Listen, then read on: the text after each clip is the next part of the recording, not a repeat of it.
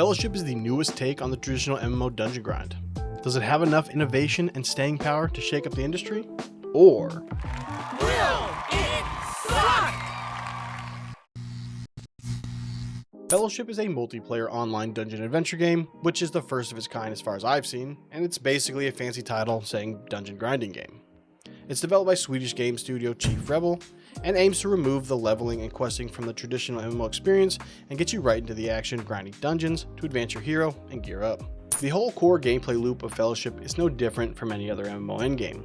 It's all about doing the hardest dungeon you can to get the best gear and pushing to get on the leaderboard.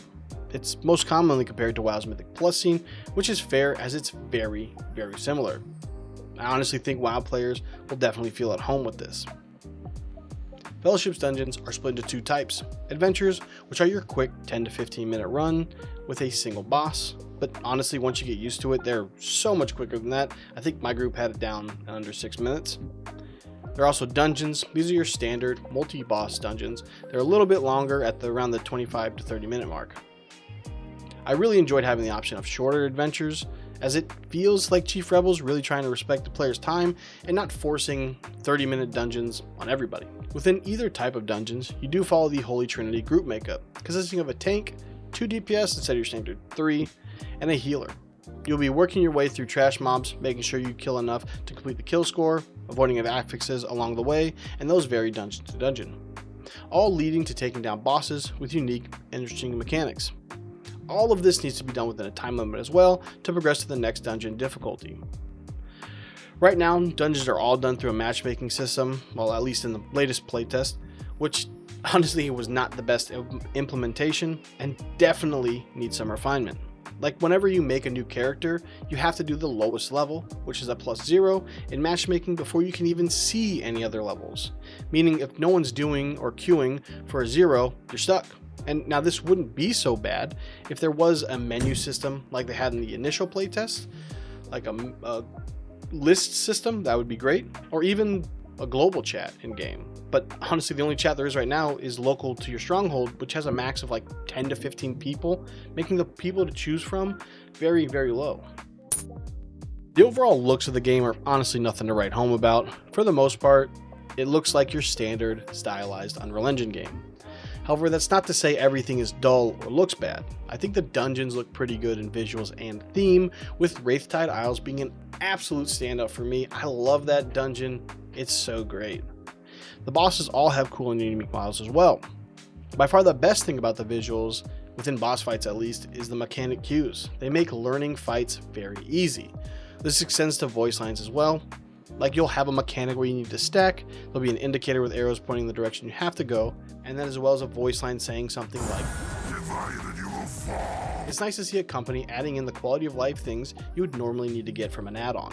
Where I think the game needs work visually is heroes, including their gear. It's honestly all pretty bland, and it really stands out without any customization. The only thing I think looks decent, at least character-wise, is the high tier gear. We know that Fellowship takes big inspiration from the MMORPG genre. When it comes to characters, you really start to see the MOBA inspiration.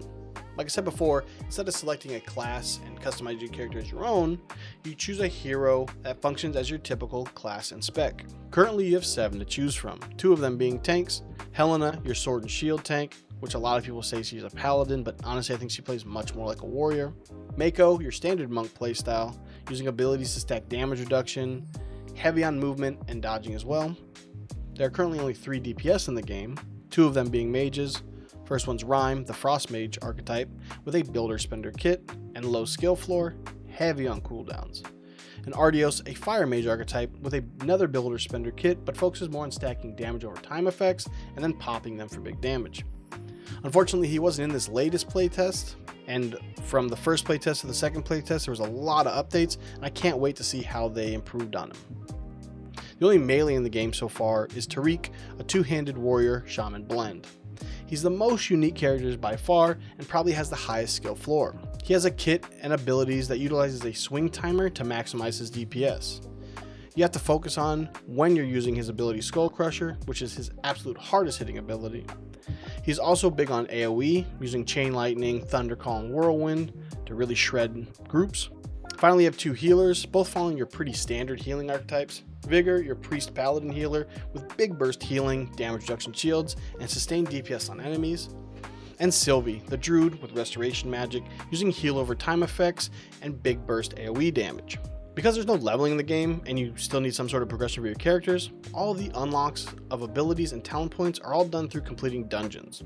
You get more unlocks the higher you go, from a +0 all the way up to a +13. I think this is a fine stand-in for a leveling system, but as of the latest playtest, you still have to grind through all 13 levels individually, +1, +2, +3, +4, all the way to 13. And that really sucks when you're on your third alt, and finding groups for low dungeons is few and far between. I would really like to see them add, when you complete a +13, you get all the unlocks, and then you just have to focus on getting your gear. Without a doubt, the absolute biggest question mark we have is what the endgame will look like. And right now it's too early to tell, and I don't want to have a ton of speculation, but what we had in this latest playtest doesn't seem sustainable long term. The grind from +0 to +13 was all about unlocking abilities and talents, and then it's basically all leaderboard grind from there, which is great to have in a game, and honestly I really enjoy hitting the top of the leaderboard and checking my spot and all that, but that's for the 1% of players out there that want to push and be the highest. The vast majority of players aren't going to care about what a leaderboard looks like, and they need other systems in it to keep them playing. And as we know, the top 1% of players don't keep games alive. It's the casual player base that does. Personally, I think for this, a seasonal model of the game would work best, with like seasonal affixes, maybe even a little bit of a seasonal story, or even adding 8-man raids in as like an endgame carrot to keep people playing. Pros. The gameplay model. I love the gameplay model. I really enjoy it. I love not being forced to pay a subscription to play a game or go through and grind through effectively useless content, leveling up as a lot of the big MMOs have. I love the jump in, jump out play style, and honestly it was a ton of fun. I like the hero system. I mean, I think it's a little different, especially in an MMO space, than anything else has had, and we see games trying to do this now, and I think that it will work once we start getting a variety of them. I think it's a good idea. The dev team is incredibly active. I mean, they've been around, they've been updating stuff, especially from watching what they did from the first playtest to the second playtest. I think a lot of stuff was done. They're very vocal too. They put out a lot of stuff to keep the community engaged and to let them know what's going on. And I really enjoy watching what they do and seeing their work. And I have high hopes that this game will turn out well. Cons.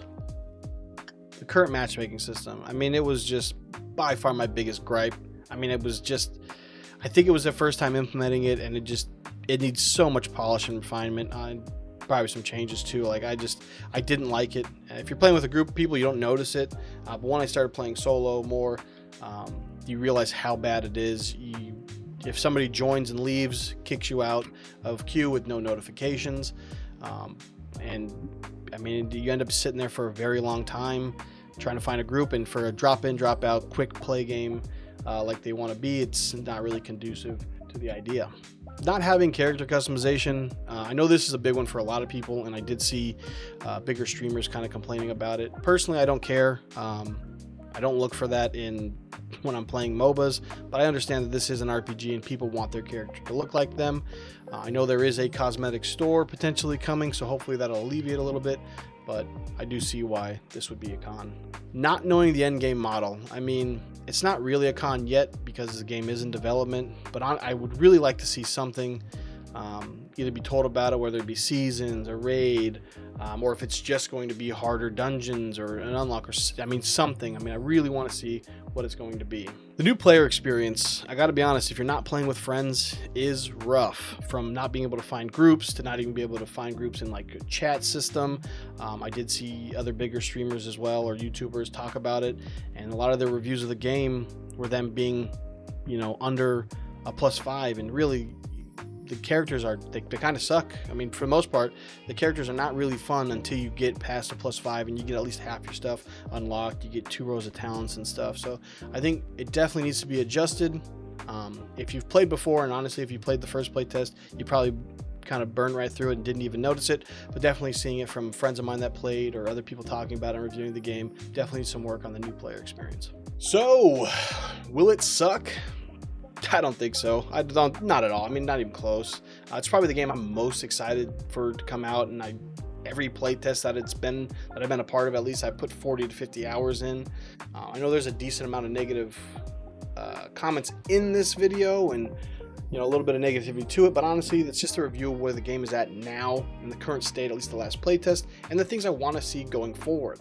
Obviously, this game is in development and the early stages is that, so I'm not trying to be overly critical of it or demonize it or say this is going to be bad. I generally think it's going to be good, and so far the dev team, from what I've seen, have made huge changes from the first playtest to the second playtest, and then even during the second playtest they're making changes daily to updates, to fixes, to balancing. They were doing a ton of stuff, and all that extended to after it as well, where they're getting feedback from any player that wanted to put in for it, and then streaming, giving the best answers out of it just to get the most information they can. I mean, there isn't too much in the game, I think, at least this state, that needs a hard fix. Most of it is just balance and tuning of systems. I mean, the only thing again, the biggest question mark I have is the end game and what it'll look like. And that's not even really a negative. It's just, I don't know. Nobody knows. So, I mean, want to see that. But I mean, if you're into MMOs, I think this is one you should certainly keep your eye on, at least going forward.